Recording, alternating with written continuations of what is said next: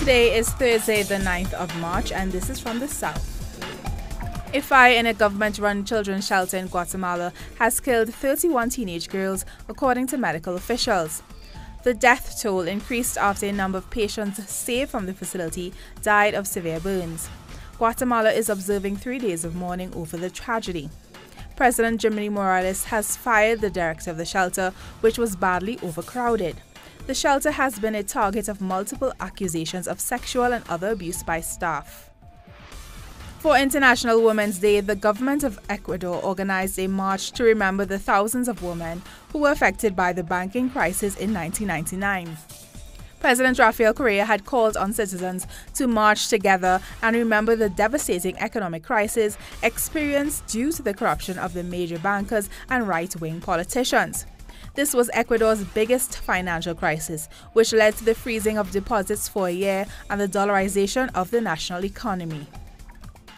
The Brazilian Ministry of Health has reported an ongoing outbreak of yellow fever that started in December 2016. The outbreak began in rural areas and numbers reportedly exceed normal rates for this time of year. This has raised concerns that the disease could spread across borders to the United States like Zika.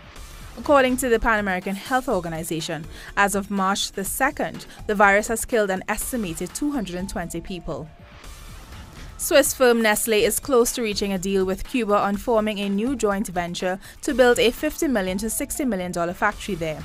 According to the company's vice president, the new factory will produce coffee, biscuits, and cooking products. In recent years, Cuba has upped its drive to attract foreign funds in a bid to stimulate the economy. A mysterious illness has claimed the lives of at least 15 indigenous Colombians in the northern part of the country.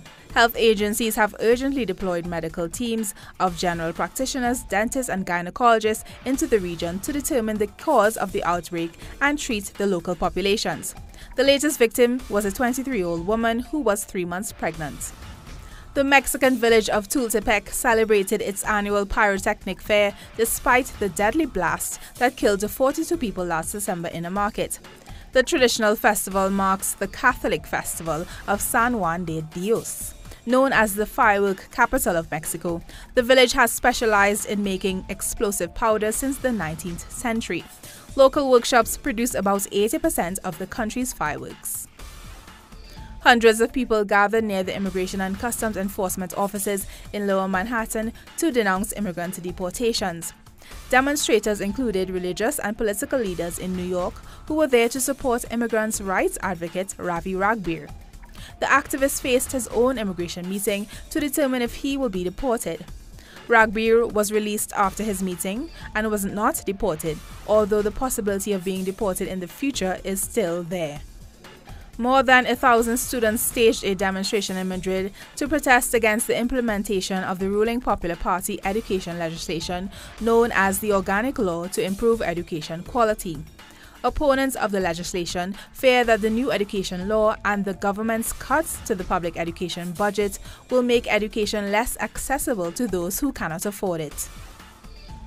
EU Council President Donald Tusk has been re-elected to a second term despite opposition from his home country Poland. Tusk says he hopes to make the EU better and said he is grateful for his reappointment as council head. Egyptian authorities opened on Monday the Rafah border crossing between Egypt and the Gaza Strip in both directions for 3 consecutive days. The terminal was opened on Friday specifically to allow the travel of a youth delegation from Gaza to participate in a conference held at the Red Sea city of Ain al-Sukhna in Egypt. Various commercial shipments enter Gaza every time Egypt opens the Rafah border crossing. The trucks are loaded with different kinds of goods such as iron, cement, wood, and paint, in addition to various food items including fish. This comes in the framework of a partial lifting of the blockade imposed on Gaza. Official sources in Gaza said that Egypt has opened the Rafah crossing just twice since the beginning of the year, only to facilitate the transit of patients with medical conditions, students, and humanitarian cases. In mid-February, the border terminal was opened for 4 days. The change in attitude towards the crossing reflects a thaw in economic relations between Egypt and Hamas in Gaza. The everyday proof of this is the availability of various Egyptian goods in the Gaza's market. The Rafah crossing is Gaza's main gate to the outside world. Northward, at the Israel-Gaza border, sits the Erez crossing, where only special cases with Israeli permits are allowed through. Egypt has kept the Rafah crossing closed since 2013, with a few exceptions, citing security threats in Sinai. Egypt is also considering the establishment of a free trade zone in Rafah in an attempt to boost the economic situations in Gaza and Sinai. Such a move would also help authorities eliminate the terror groups in Sinai. Noharazin, teleSUR TV, Gaza. Over 1,000 people took part in a flash mob at Palace Square in St. Petersburg to mark 100 days until the 2017 FIFA Confederations Cup kicks off in Russia. Students, volunteers, as well as some professional dancers took part in the show, performing dances of all the countries that will compete at the tournament. More on these and other stories on our website, telesurtv.net/English.